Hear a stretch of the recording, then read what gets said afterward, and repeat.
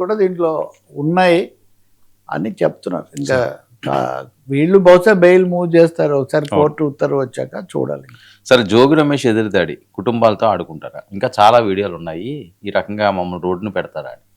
యోగి రమేష్ మనం మాట్లాడాము, దానికి బాగా ఆలస్యంగా చాలా పరిమితంగా మనం మాట్లాడింది ఏంటి, ఒకటి ఏదైనా లోపం ఉంటే దాన్ని సర్దుబాటు చేసుకోవాలి, కానీ ఇలా పెళ్లి చేయటం అనేది ఇది సమస్య కాదు. రెండవది దీని కుటుంబ విషయాన్ని మరీ ఎక్కువగా చేయటం కూడా బయట అంత ఇది కాదు. ఆడపిల్ల విషయం కదా, ఎందుకు అలా చేశారన్నది అందరూ అంటే రెండు విషయాలు. అదే అదే అదే ఆయన ఇప్పుడు చెప్తుంది, అదే సమస్య ఉంది, నేను అన్ని చెప్పలేను. కోర్టు ఆయన బెయిల్ మీద నిన్న బయటకు వచ్చారు, బెయిల్ అంటే యాంటిసిపేటరీ బెయిల్ తీసుకున్నారు కాబట్టి కోర్టులో ఉంది, కోర్టు తుది ఇవ్వాలి కాబట్టి నేను చెప్పలేను, అది మీరు అర్థం చేసుకోండి. కానీ ఇదంతా ఒక రాజకీయ కుట్ర.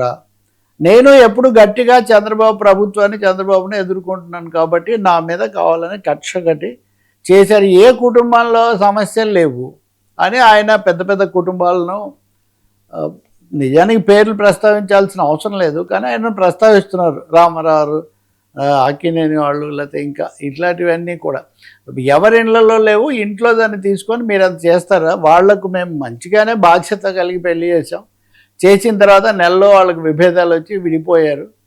విడిపోయిన తర్వాత దాన్ని ఆసరా చేసుకొని ఆయన ప్రధానమైన టార్గెట్లు ఒక మీడియా ఛానల్ ఉన్నట్టుగా ఉంది. ఎందుకంటే దాంట్లో స్పెషల్ స్టోరీస్ లాగా నెల రోజుల పాటు, 15-20 రోజుల పాటు రోజు ఆ స్టోరీస్ రకరకాల కోణాల్లో వచ్చాయి. ఇక్కడ రెండు అంశాలు ఉన్నాయి, సున్నితమైనదని నేను మొన్న కూడా మీతో అన్నాను.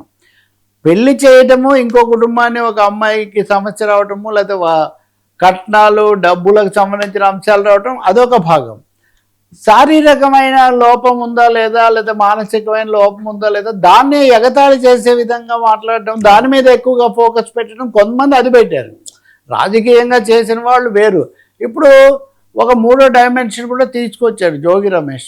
అదేంటంటే ఆమె పెట్టిన ఎఫ్ఐఆర్లో మత మార్పిడి కోరామేమో అని మతం లింక్ పెట్టారు. అంటే ఇంక మళ్ళీ మనం ఎక్కడికి వెళ్తాము, హిందూ వర్సెస్ క్రిస్టియన్ అని ఇప్పుడు రాష్ట్రంలో ఏదైతే నడుస్తుందో మేము మత మార్పిడికి ఏదో చేసామని పెట్టింది అదే ఆయన అంటుంది. ఇవన్నీ కాదు, దాంట్లో పెట్టింది మతం అన్నది పెట్టారు.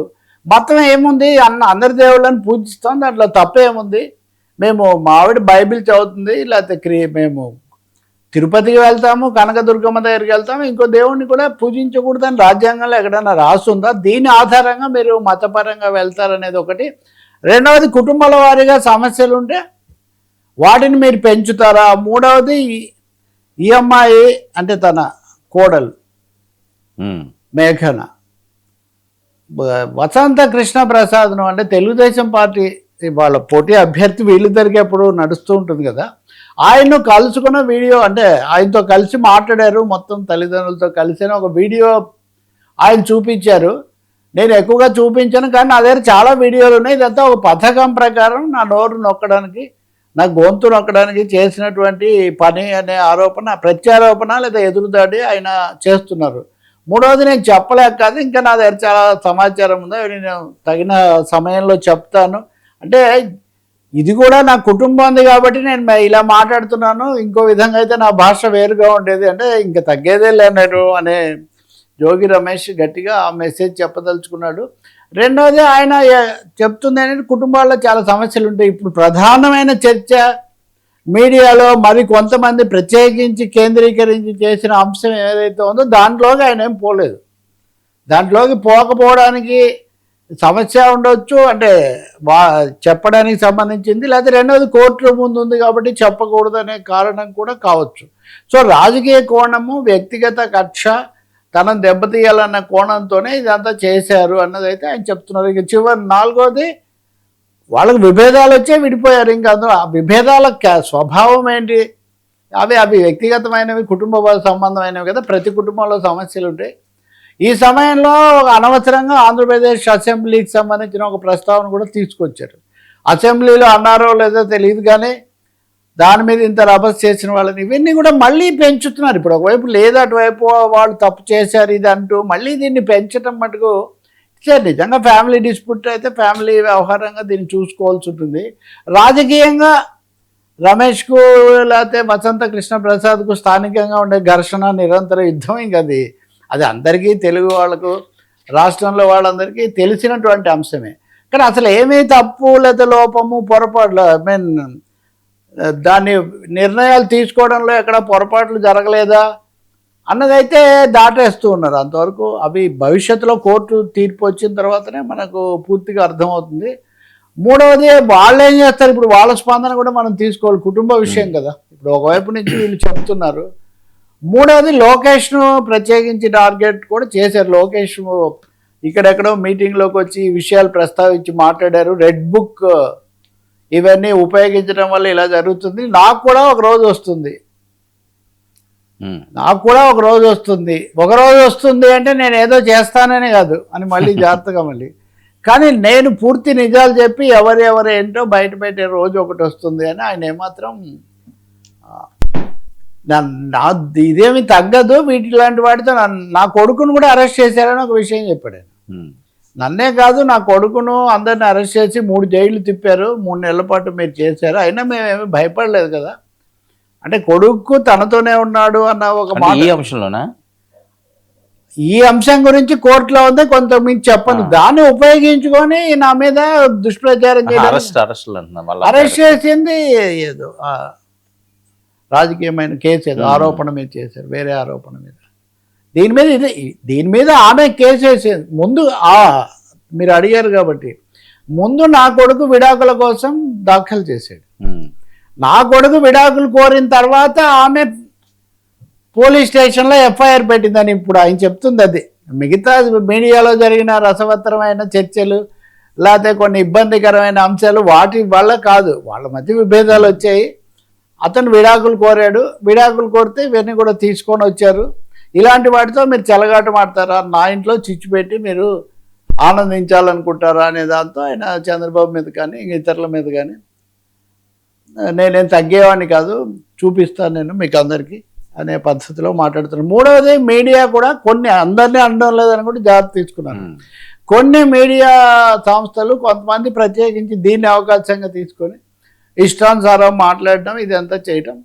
అందరికీ పిల్లలు ఉంటారు, అందరికీ సమస్యలు ఉంటాయి అని చెప్తున్నారు. సో 2-3 అంశాలండి. ఒకటి నిజంగా జరిగింది ఏంటి వాళ్ళు వీళ్ళు చెప్పాల్సిందే కానీ మిగతా వాళ్ళు ఎవరు చెప్పగలిగింది లేదు. రెండవది వరకట్నము లేదా ఇట్లాంటి అంశాలు ఉన్నాయా లేదా. మతం నిజంగా తీసుకొని వస్తే మతం సమస్య ఇందులో ఏమీ ఉండాల్సిన అవసరం లేదు. నిజంగా కోర్టు ఎలా చెప్తుంది అది చూడాలి. ఇక నాలుగవది రాజకీయంగా అంటారా, రాజకీయానికి ఇవన్నీ అవసరం లేదు కదా. రాజకీయంగా రేపు ఎల్లుండి కూడా మళ్ళీ ఏదో ఒక రాజకీయ సమస్య ఉంటూనే ఉంటుంది. ఒకటే ఇక్కడ సమస్య, వీటన్నిటితో ఆయన ఏదో చాలా దెబ్బతినిపోయి మానేస్తారన్నది అయితే అది జరగలేదు. ఆయన ఎదురుదాడి కావాలనేది అంతా కుట్రపూరితంగా చేశారు అన్నది ఆయన చేస్తున్న ఆరోపణ. మరి ఈ క్రమంలో ఇంకా కొత్త విషయాలు వీళ్ళు బయట పెడతారా, లేదు నా దగ్గర ఇంకా చాలా వీడియోలు ఉన్నాయని ఆయన అంటున్నారు కాబట్టి ఆ వీడియోలు ఏం బయట పెడతారు, మిగిలిన కథ బహుశా కోర్టు వ్యాఖ్యల తర్వాత మనం చూడాల్సి ఉంటుంది. ఇది అయిన తర్వాత ఆయన మళ్ళీ రేపటి నుంచి వచ్చి మళ్ళీ ఎప్పటిలాగే రాజకీయాలు మాట్లాడతానన్నది సంకేతాలే ఆయన ఇస్తున్నారు. కానీ ఒకటైతే నిజం, ఏ కుటుంబాలు పేర్లు తీసినా తీగిపోయినా ఇలాంటి విషయాల్లో జాగ్రత్తగా ఉండాల్సిన అవసరం మటుకు ఉంది. ఇంకోటి ప్రజా జీవితంలో ఉన్న వాళ్ళు రకరకాల వ్యాఖ్యానాలకు అవకాశం వచ్చే అంశాల్లో జాగ్రత్త తీసుకోవటం అన్నది కూడా చాలా ముఖ్యం. ఎంతో కొంత ఆత్మవిమర్శ చేసుకోవటం కూడా అవతల వాళ్ళే కారణం, అవతల ముందు ఉంటేనే కదా ఒక లోపమో ఒక తప్పో ఉంటే దాన్ని తీసుకొని ఇంకా కొంచెం పెంచవచ్చు. ముందే జాగ్రత్త పడడం అనేది ఇక్కడ చాలా ముఖ్యం. అసందర్భమైన విషయాలు తీసుకొని రాకుండా ఉండటం. మూడవది మీడియా కూడా మన మీడియా వాళ్ళం కాబట్టి దాని పరిమితులు ఎంతవరకు, దాని పబ్లిక్ ఫేస్ ఎంతవరకు, ప్రజలకు సంబంధించిన బహిరంగ విషయాలు ఎంతవరకు, దాని వరకు ఆగాల్సిన అవసరం మటుకు ఉంది. సార్ సర్వేలతో వైసీపీ హడావుడి ఇంకా చాలా దూరం ఉందని జగన్ ప్లాన్ రెడీ చేసారా? దీనికి కొనసాగుగానే వేణుస్వామి జగన్పై చేశారు. దీనికి కొనసాగింపుగా నేను చెప్పాను, ఈ రెండు విడివిడిగా చెప్తాను. ఓకే, విడివిడిగా చెప్తాను. మొదటిది నిన్న ఉదయం నుంచి ఒక సర్వే, అంటే ఆ సర్వే పంపింది ఎవరైనా చేసింది మటుకు IITians అని ఉంది. నేను చాలా వరకు ఛానల్స్ వీటన్నిటిలో చూస్తుంది ఆత్మసాక్షి అనే పేరుతో. ఆ పేరు మరి ఆ సర్వే కాగితాల మీద సంతకాల్లో ఎక్కడ ఆ పేరు లేదు, అసలు ఏం సంబంధం లేదని నేను అనను. కానీ